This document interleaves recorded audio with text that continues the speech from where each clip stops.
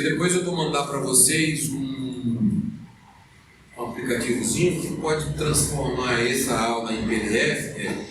Pega essa aula em PDF, vocês podem ouvir a aula também quando estiverem no ônibus, alguma coisa, também tem.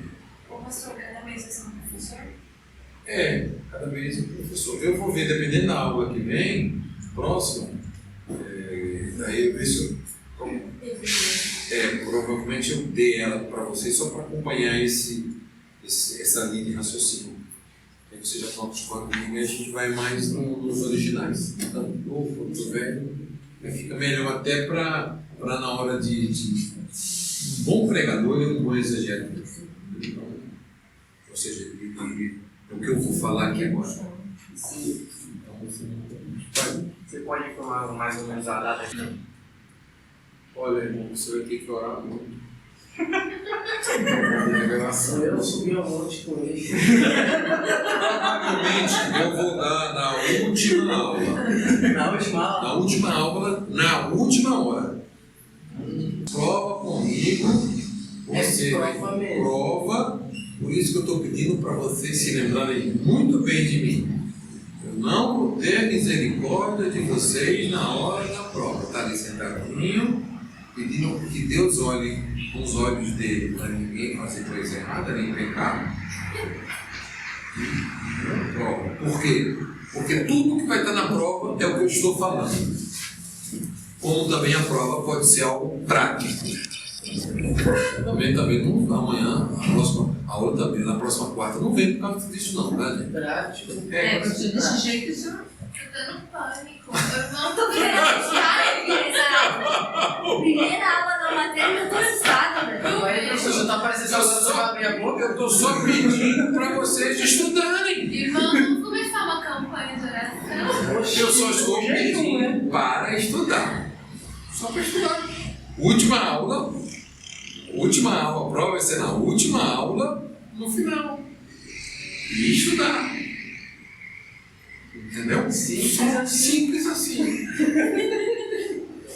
Fácil. Coisa linda. Por quê? Porque no decorrer das aulas eu vou estar conversando com cada um de vocês e vendo o desenvolvimento de cada um. A aula tá ficando aflita. Tá bom? Por quê? Porque é um tipo de aula que você tem que desenvolver, você tem que perceber o tanto que você precisa melhorar.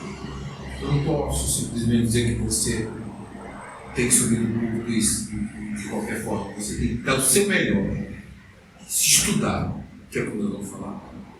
Por isso que não era para me ter visto essa nota antes de começar essa aula. Ela fez bem, né? Fala para lá, menino, eu nunca vou fazer isso. Quem tem que entregar é o outro professor. Não eu. No meu caso, não. No meu caso, não. E essa aqui, que ela está voltada a estudar, homilética, só é um bom orador que estuda. Estuda muito, tem que estudar muito. Senão você não sai da caixinha. Senão você não sai do quadradinho. Senão você não sai de falar ninguém tem para medo das pessoas. Não é o meu propósito. O meu propósito é que Deus te use poderosamente e amanhã você tenha grandes oportunidades e saiba iniciar,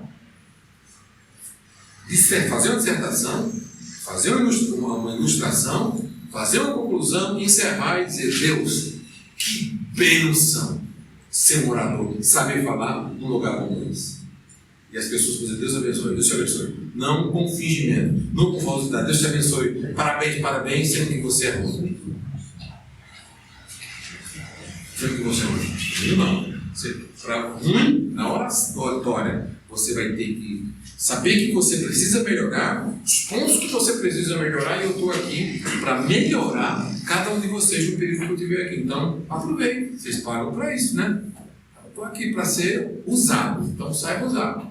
Fechou? Eu tenho compromisso com vocês. Fechado? 10 para todo mundo. Tá bem? Então, os problemas. Voltando aqui, deixa eu ligar. Vamos para essa parte que é muito importante. Ela dá no livro, tá? Cadê aqui? Está na página 38, para quem gosta de acompanhar. Página 38. Primeiro problema,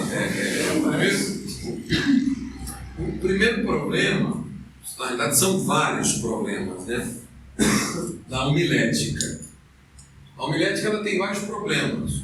O primeiro da homilética para o pregador é a falta de preparo adequado do pregador. Falta de estudos.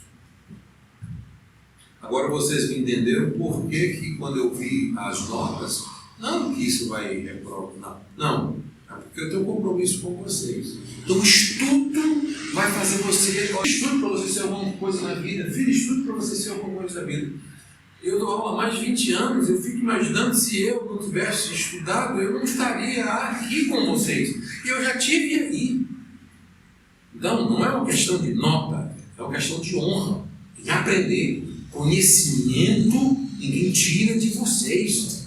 Então, o meu propósito é que nessa disciplina você desenvolva o hábito de estudar. Um dos problemas da homilética é a falta de preparo do pregador. Falta de leitura, falta de estudo, falta de bons livros, como nós conversamos, falta da leitura da Bíblia com propósito e com foco, falta de uma leitura constante do texto.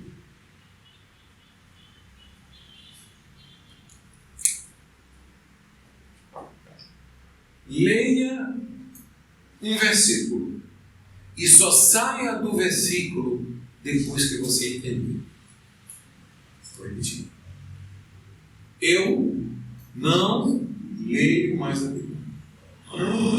Se eu não ler, vai para o inferno. Não. Porque quando eu era menino, mais novo, eu li o Apocalipse mais de 20 vezes. Sabe o que eu entendi? Nada.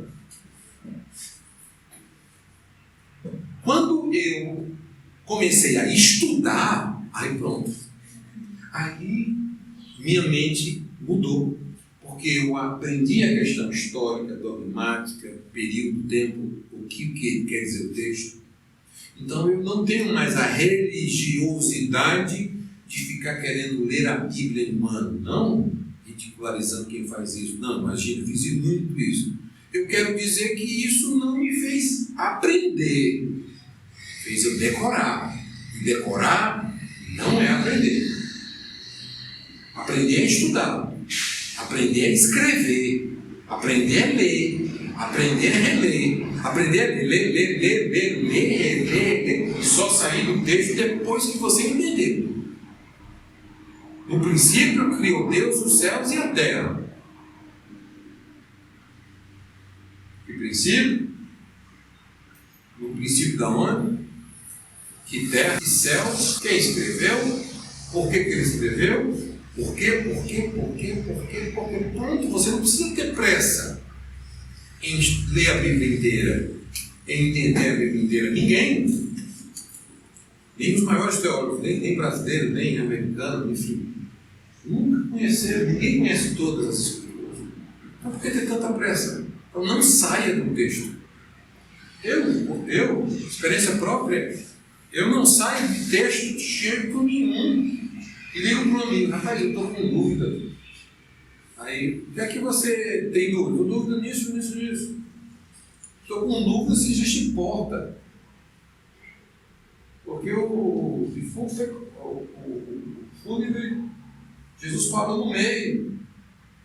Mulher, tinha do funeral, tinha porta ou não tinha porta? Era no meio, tinha porta, não tinha porta.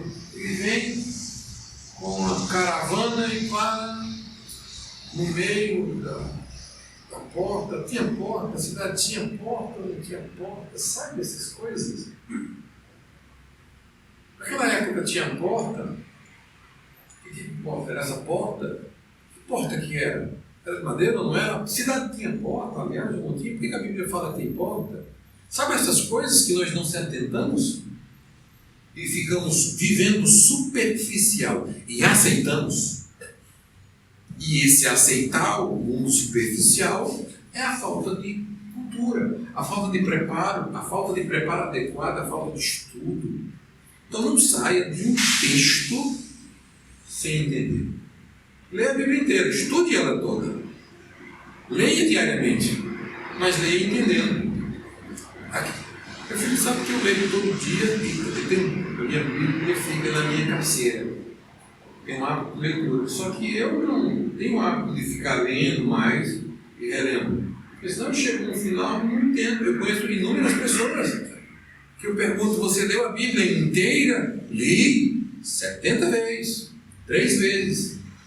Aí, às vezes você vai perguntar um assunto com uma profundidade maior, a pessoa não sabe, porque a preocupação dela é ler a Bíblia como um livro. Você não tem que ler a Bíblia como um livro normal. Aqui é Deus falando. Então ele tem que ser estudado, analisado, com tempo, com paciência. Não perda tempo. Não só leia por ler. A falta de preparo, na grande maioria de pregadores do século XXI, até hoje. Pode falar. Tanto é que a Bíblia, na verdade, ela é um resumo de tudo que foi acontecido, que foi escrito, né?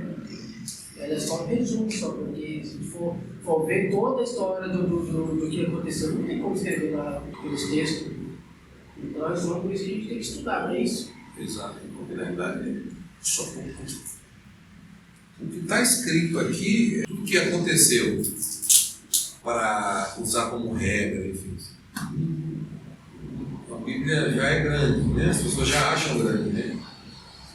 Imagina se os fatos, desde o nascimento de Jesus, todos os períodos tivessem. Quem acredita em Gênesis primeiro, não precisa mais de nada.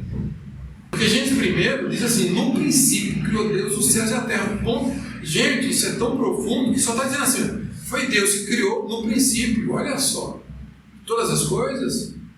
Então, é lá no princípio. Então, eu acreditar nisso, eu preciso ter uma fé muito além da razão. Então, uma pessoa que acredita que Deus, em Gênesis capítulo 1, todas as outras histórias é fichinha para se acreditar. Porque existe fé, que não é razão, é fé. Então, você acreditar em Gênesis capítulo 1, o restante é uma questão de amadurecimento de fé, melhoria de fé, é uma questão de desenvolvimento, etc. Gênesis 1 faz você, quem acredita em Gênesis 1, o restante a gente explica porque explica. Se você acredita que no princípio criou Deus os céus e a terra, aí está o princípio de todas as coisas. Céus e terra, anjos, querubins e tudo que está na terra. Esse princípio, acreditar nisso, na perfeição dessa criação, é o Bereshit Bara Elohim. Ponto final. O restante é uma sequência da minha fé e da minha intimidade. Professor, vou fazer uma pergunta para o senhor. Por que dentro dos grupos de estudiosos da palavra do Senhor existem tantas opiniões ainda diferentes, sendo que eles já estudam a palavra? Assim, não teria que ter uma linha dentro do que foi estudado? Ou o próprio estudo ele permite que você estudando se tenham vários entendimentos? Várias opiniões, várias... Porque assim, eu percebo que tem várias pessoas que são estudiosas da Bíblia, são mesmo. Porém, existem linhas de pensamento dentro de um determinado texto. Um defende uma linha, outro defende a outra. Sendo que assim, não teria que dentro desse estudo se chegar a uma única conclusão, ou o próprio estudo leva os estudantes, digamos assim, a terem várias linhas de pensamento? Olha, aqui nós estamos falando de um assunto mais raso, podemos dizer assim, de um preparo mais teológico, de um preparo mais para você usar a homilética e falar bem. Agora, quando se fala a hermenêutica, que é a ciência de Interpretar os textos. é a ciência de que eu vi na pergunta. É a ciência de interpretação de texto. Então, automaticamente, o problema está na interpretação do texto. Exatamente na hermenêutica. Com hermenêuticas mais fracas e outros com linhas de hermenêuticas com pensamento mais forte. Mesmo que a tradução ela é única, a tradução ela é única. O grego é tanto para quem pensa A e para quem pensa B. É a interpretação. Eu vou falar uma coisa para você muito importante, que no decorrer nós vamos falar muito sobre isso. A Bíblia é uma espada de dois gumes. Porque se você interpreta um texto mal, obviamente e erroneamente, você vai pregar ele errado. Por isso que dá a exigência de um preparo básico, pelo menos, para você estudar. Então, e por isso que hoje tem muitos estudiosos e tantos pregadores pregam alguns assuntos heréticos por falta de preparo, porque ouvem na rádio, ou ouvem na TV, ou ouvem, e nós estamos conversando aqui sobre comentários, existem muitos comentários, muitas vezes não tem um bom comentário, às vezes não tem uma boa Bíblia de estudo, às vezes não tem a sua mini biblioteca. Eu sei que isso é caro, mas nós precisamos de uma mini biblioteca, dos seus espaços de livros, do seu local reservado, que você fala assim, eu e Deus. Gente, isso aqui é Deus. Deus fez para nós. Tem o seu nome aqui. Tem o seu nome. Entendeu? Para você, então, se você não ama as Escrituras, tudo é mentiroso. Não tem um bom dicionário, curso teologia vocês já estão fazendo, mas só aqui não adianta, tem que se atualizar, fazer palestras, simpósios, comprar dicionários, atlas bíblicos, ter seu lugarzinho, seu lugar sagrado onde é você, seus livros de Deus, tirar suas dúvidas, cuidado no que você, cuidado com o dicionário, cuidado também com os comentários, cuidado nas linhas de pensamento. Cuidado, você tem que. Não existe teologia perfeita. Cada um vai se encaixando. Eu sempre digo o seguinte: que o bom é você ter tudo. Mas eu digo, o bom é ter tudo. Como que se. De tudo um pouco, de toda a linha de pensamento um pouco, para você estudar. Porque aí você vai vendo linha de pensamento. E o bom é você ter vários comentários, vários dicionários, vários livros de estudos, a sua biblioteca, aquilo por seu particular conhecimento. Porque é muito bom eu chegar aqui, ou a gente chegar quando você está formado, imagina quando você estiver formado, você diz assim, poxa, eu tenho um conhecimento teológico, aí alguém faz uma pergunta para você, e você no conceito da sua sabedoria, no conceito do teu entendimento, daquilo que você entendeu das Escrituras, nas regras que você aprendeu, você tem uma resposta clara e objetiva, como um pregador e como um estudante, que você tenha aquela informação. Agora, o grande problema hoje é que nós temos livro demais, informação demais e muitas vezes estudamos pouco. E ficamos somente naquilo que ouvimos. E a retenção do que se ouve é pouco. Porque a maioria de vocês aqui passaram dos 20. Acho que né? Passou. E você? Passou. Também. Mas é. Então, você quer desenvolver. Então, é diferente quando você é criança. Você é obrigado a estudar, vai e aprende sem querer aprender. Aqui você está aqui cansado, mas você está se esforçando para aprender. Mas porque você quer aprender. Você quer aprender. Por isso que a minha orientação para você, desde quando começou essa segunda aula de hoje, é o seguinte: se esforce, leia, estude, porque uma pregação pobre, sem vida, é aquela sem nenhum conhecimento bíblico. E olha que está difícil, a gente vai à igreja hoje e não tem conhecimento. Então, orador que se preze, que tem homilética, tem que ter palavra.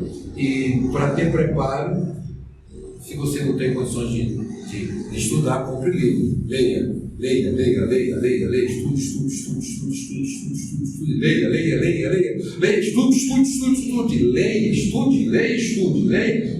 leia, estude, leia. Me dê 4 anos depois da sua vida. E você vai ver. se você vai estar no mesmo patamar. Agora eu tenho certeza que pode acontecer aqui, de pessoas aqui, 20 anos, eu vou encontrar e vai estar do mesmo jeito. E olha que eu tenho experiência que a primeira vez de aula, eu estava aqui, assim, até hoje eu estou aqui, eu dou aula aqui há mais de 20 anos. Então eu sei quem já passou aqui e de onde eles já estão. Eu sei quando a pessoa se esforça. E Deus é tremendo bom, mas quem se esforça. E olha como Deus ama quem ama as suas escrituras, a palavra de Deus. Você vê a dificuldade até de assimilação do texto.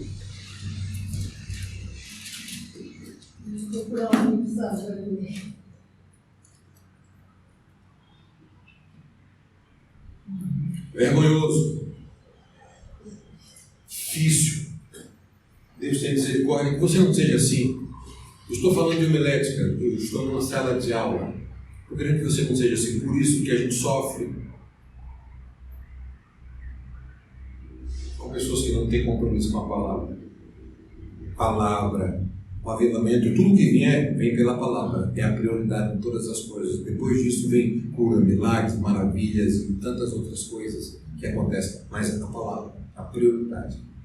Existe pensamentos de estudiosos pesam na escatologia e pesam na doutrina da salvação. As pessoas que mais pesam aqui na Terra se divergem. Escatologia e salvação são as coisas que pesam, que não afetam o mundo. Que o futuro humano, o propósito maior de Deus está na salvação do ser humano. Você vai para o mesmo céu e se discute aqui na Terra entre A ou B, ou se o milênio aqui na Terra ou é no céu, a gente só vai saber no final de todas as coisas. Um exemplo, a gente fica se debatendo aqui por tanta coisa e na realidade é outro. O grande dilema está na doutrina da escatologia, salvação, coisas que você às vezes abomina uma denominação sem conhecer. Então, a falta de preparo faz com que nós venhamos ser ignorantes, pregadores ignorantes, faz com que a gente leve tudo na raça, no peito, na voz, no grito,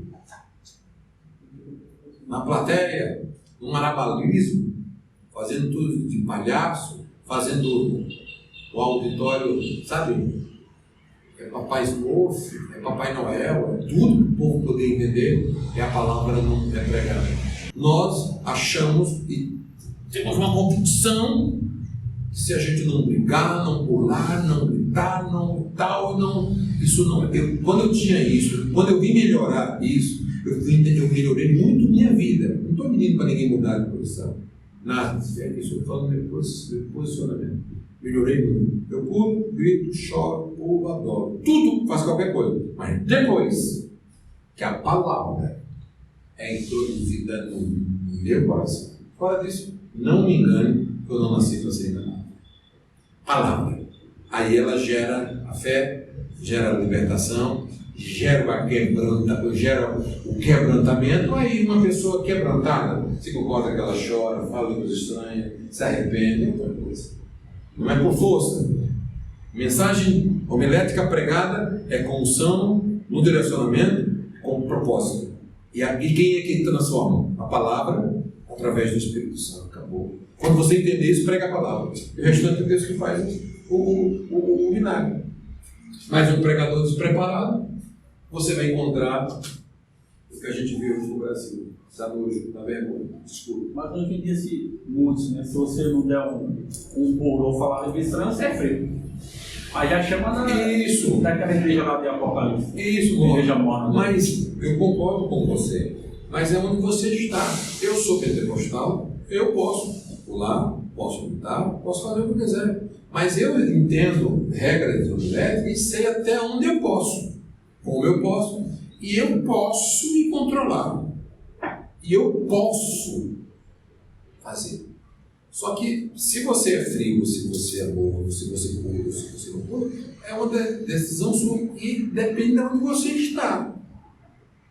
Não, depende de onde você está. Não que seja pecado pular ou não pular. Agora, se você for chamado de frio, você pode até ser chamado de frio, depende. prefiro que você, eu prego prosperidade, era isso mesmo. Mas prega a palavra, pregação da palavra. Estou falando de pregação de palavra, gente. Falando de Bíblia. E se fosse o curso do bacharel, médio, nós íamos aqui tratar momentos só de pregação. Falar aqui 40 minutos só de pregação. Esse aí é um texto, só o texto. Mas eu vou ver se eu não trago uma pregação aqui até o final disso. Consigo trazer uma pregação. Pregação dispositiva que eu vou estar explicando aqui. Pregação do Evangelho. Eu não estou falando dessa quinquilharia que você é avaliado como você tem que imitar. Aí eu tenho que imitar. Você acha que eu também não podia chegar e falar assim, rapaz, você está muito, às vezes, batistão, eu vi você pregando mais avivado. Não, eu não tenho que pregar todo dia do mesmo jeito. Principalmente por ser pentecostal. Eu prego sob inspiração. Se eu não estiver bem hoje, eu não consigo pregar, explodir pregar. Se eu estiver bem, eu vou pregar. Se eu quiser pular, eu pulo. Eu sou pentecostal. Agora, se eu não quiser, eu não pulo. Eu não posso porque o público quer, ou porque a denominação está escrita pentecostal, e muitos de nós nem sabemos por que aquilo ali está escrito igreja pentecostal, ou porque nós somos pentecostais, ou porque eu sou pentecostal. O significado é mais por essa questão. Se você quer falar. Não, Foi você, desculpa. então, uma pregação, por exemplo, você vê uma pessoa pregando, pregador, e ele fala sobre muitos versículos no meio da pregação. Isso é recomendado, muitas vezes você vê que gera uma salada de fruta ali que você não entende nada no final do culto. Obrigado pela sua pergunta. O segundo problema da homilética na oratória de pregadores é a falta de unidade corporal na prédica. O que é isso aí? Falta de unidade na prédica do sermão. Uma mensagem que consiste numa mera junção de versículos bíblicos, às vezes até desconexos, né? Isso na realidade de um livro para o outro, sem organização, sem uma linha de pensamento. Isso aí é nada mais do que nada menos que um sermão sem unidade. Isso dá uma confusão, porque demonstra que você tem conhecimento, parece, impressiona. Qual é o grande dilema hoje da homilética de hoje? É a arte do impressionar. E às vezes você ser formado ou decorado não quer dizer que você tem conhecimento. Conhecimento você tem que ir com o tempo. Experiência tem que ir com o tempo. Então, eu sou dessa geração, a geração da decorela. Que eu chegava aqui e dizia, no princípio criou Deus os céus e a terra se foi vazio, o Espírito de Deus havia sobre todas as faces da terra, e haja luz, e disse Deus, haja luz, e haja Deus, no princípio, Gênesis,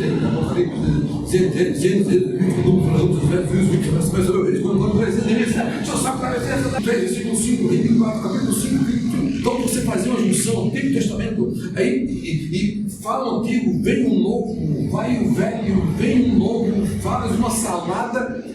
Fica bonito na apresentação, mas ninguém entende, não. Vira uma salada de fruta. Minha sogra faleceu e ela falava assim, a gente vai perguntar para ela, era mais nova, e aí, o que a senhora achou? Eu vai brincando, né? O que a senhora daquela mensagem? Eu não entendi nada. Mas ele, né? Aí esses dias, o pessoal chega sem uma unidade corporal, falando versículos. O que adianta? O que vai gerar fé? Eu pergunto para vocês agora. Existem pessoas que falam, eu sou da época, considerado príncipe dos pregadores aqui do Brasil, pentecostal principalmente, chamado Desiel Gomes, era o modelo que ele pregava antigamente. Então, todo mundo imitava. Em A, ele é, em B, ele é, em C, ele é, em T. Aí, gente, eu lembro, gente, eu vou falar, para você que perguntou, de mim, dos erros que eu fiz. Tá? Tudo isso aí eu já fiz, esses erros tudo. Ainda bem que eu me converti, eu acho.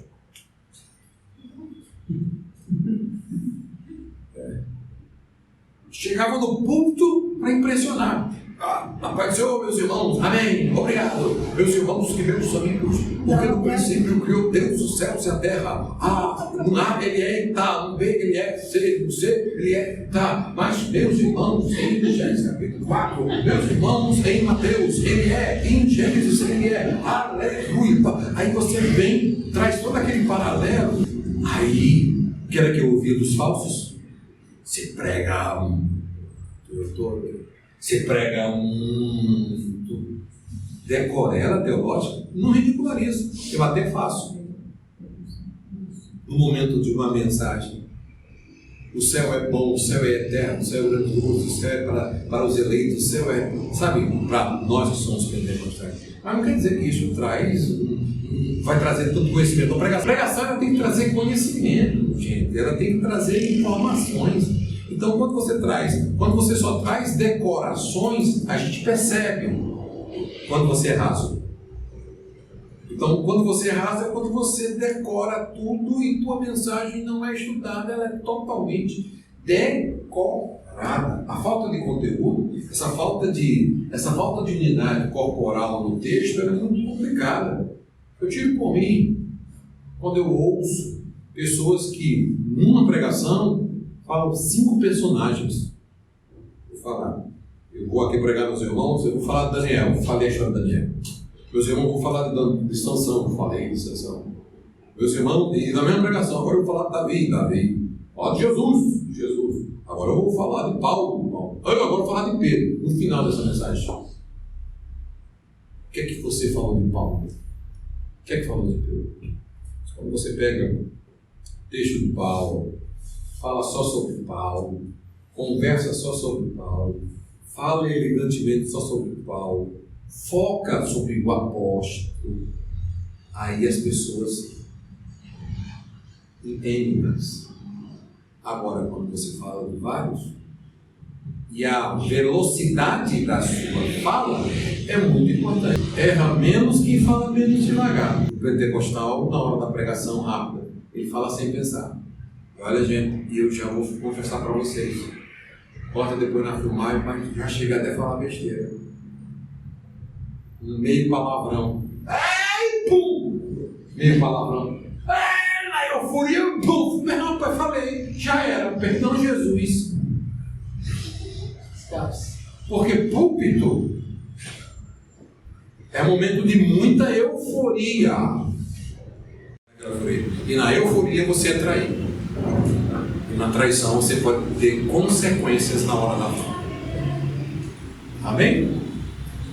Então, um dos problemas, antes de terminar, é a falta de unidade. Sermão sem unidade, vai para lá, vai para cá. Esse é um problema sério. Terceiro, a falta de aplicação prática às necessidades existenciais da igreja. Uma mensagem deve mostrar como colocar em prática. Toda mensagem, que eu venho falando aqui nesse sentido, tem que mostrar como colocar em prática o ensino daquilo que você está falando para a igreja. Pode observar que todas as vezes que você viu Jesus, ele estava ensinando, e quem estava ouvindo, aquelas pessoas já sabiam como praticar. Quando você prega, você que está aqui, me ouvindo, quando você prega, aquela mensagem que você está falando, você espera que aquela pessoa põe em prática? Ou você só fala e diz assim, entreguei, isso é o que importa. Sou profeta, só entreguei, o restante é com Deus. Não. Você entrega, só que você tem que ter esse entendimento. A aplicação prática. Por isso que, gente, um pastor sem Bíblia é horrível. Desculpa falar para vocês. Mas um pastor que não tem Bíblia, que não conhece de Bíblia, que não é um biblicista, que não perde tempo estudando, vai pregar, ele fala só de um assunto, só de outro, e as pessoas não conseguem. Você vai trazer uma pregação para a família, traz para a família, e aquela família que você está falando não consegue pôr em prática. Meu, sua filha tem que estudar numa escola particular do primeiro mundo, mas eu não consigo pôr em prática isso. A minha realidade financeira é outra. Então, pregar no Evangelho sobre perdão sem perdoar. Perdoe, como me perdoar quem me ofendeu? Me ensina como fazer isso. É isso que eu preciso na pregação. Me ensine a como eu fazer isso na prática. Então, traga uma mensagem que faça isso. E pare de gritar, de falar besteira.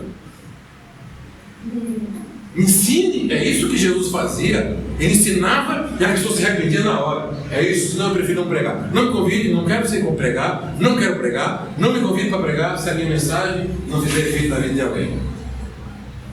Era o que Jesus fazia.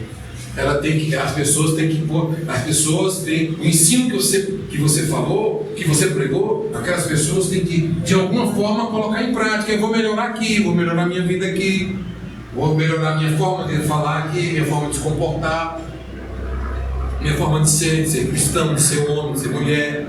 Vou melhorar a minha forma. Deus falou comigo nesse modelo, nossa, eu aprendi muito nesse aspecto. Então eu vou melhorar nisso, vou deixar isso e melhorar aqui. Isso é pregação. Agora, se você for um domingo, for no quarto, for numa quinta, for numa igreja, alguém estiver pregando, um pregador estiver pregando, pregar a mensagem que você não consegue pôr em prática, e alguém pergunta para você, que mensagem foi? Não sei, só sei que foi bênção, pastor. O que é que você pode pôr em prática? Não sei, mas estamos perdendo tempo nas nossas igrejas, com mensagens sem fundos se pôr em prática, e sem que a gente possa colocar a verdade em prática. Ou tudo aquilo que foi falado, pelo menos aquilo que foi pregado. Esperança. Me ajude a ter esperança em Cristo. Como? Me ensine. Que mensagem? Me ensine a sair do pecado. Como? Me ensine. Me ajude. Eu estou em adultério. Me ajude. Eu estou em pecado. Me ajude. Eu saí de casa. Me ajude. Eu estou desviado. Me ajude. Qual a mensagem? Como pregar? Qual o fundo que ela tem que ter? Isso. Que a sua mensagem, na hora que você subir, você tem que ter compromisso com o povo. Por isso que a minha fala, na introdução dessa aula, eu falei para vocês: meu compromisso é com vocês. Meu compromisso é com vocês. Sou um professor, então meu compromisso é com vocês. Então, se amanhã vocês for pregar, não assumam o púlpito, não preguem. Se vocês não pregar e a mensagem que vocês pregar, as pessoas não forem atingidas de alguma forma e elas possam mudar de vida e pôr em prática alguma coisa. Então não adianta. Vai pregar para jovens? Vai. Que mensagem você vai pregar? Eu vou pregar a santidade. Só? Ué, você já foi jovem, não foi? Ótimo, você está na vida dele? Vou. Hoje, mundo moderno, atualizado, globalizado, internet, tanta coisa. Parece que é fácil ser jovem? Mas isso na minha época. Eu dei uma palestra para uma época, eu dei uma palestra, quem me antecedeu quase matou a juventude. Eu falei, agora vai desviar de falar. Porque eu tenho filhos jovens, adolescentes, eu tenho outra cabeça. Com Bíblia. E mostrei como Daniel foi. O terror que Daniel passou como jovem. Como sofreu, o nível que Daniel tinha. E o que ele passou. E como ultrapassava. Então é uma questão de você ter foco. Vai falar para jovens? Vai para jovens. Eu tive agora em janeiro, no interior de São Paulo, 4 dias no retiro. Só jovem e adolescente. Você acha que eu falei de quê para eles? Acho que eu falei de quê? Você acha que o jovem eu falei de quê? Você acha que eu conversei? Tu acha que eu não falei? Por que eu estou aqui com vocês? Conversando, batendo papo, falando. Uma mulher quer falar, é convencer pela palavra. Não é forçar. Martelo cego, só machuca. Finalizando. Martelo cego, não importa lenha, fio machado.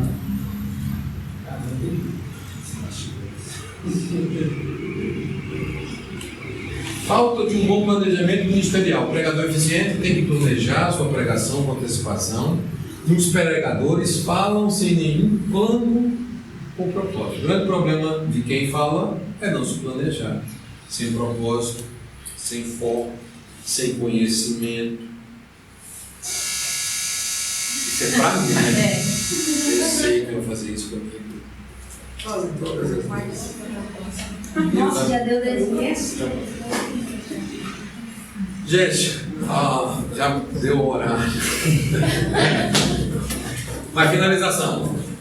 É isso aqui. Sem propósito, sem planejamento. É o pior dos mundos.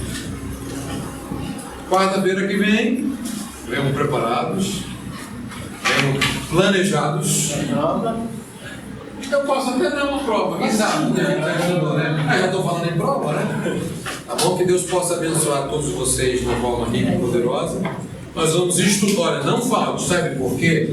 Nós vamos estudar sobre o elemento da homilética, o elemento da comunicação. O elemento da comunicação, eu vou explicar por que eu não tomei café hoje. Eu estava com o irmão, por que eu não tomei café? E por que da importância do uso da fala na homilética, na oratória, na prévia.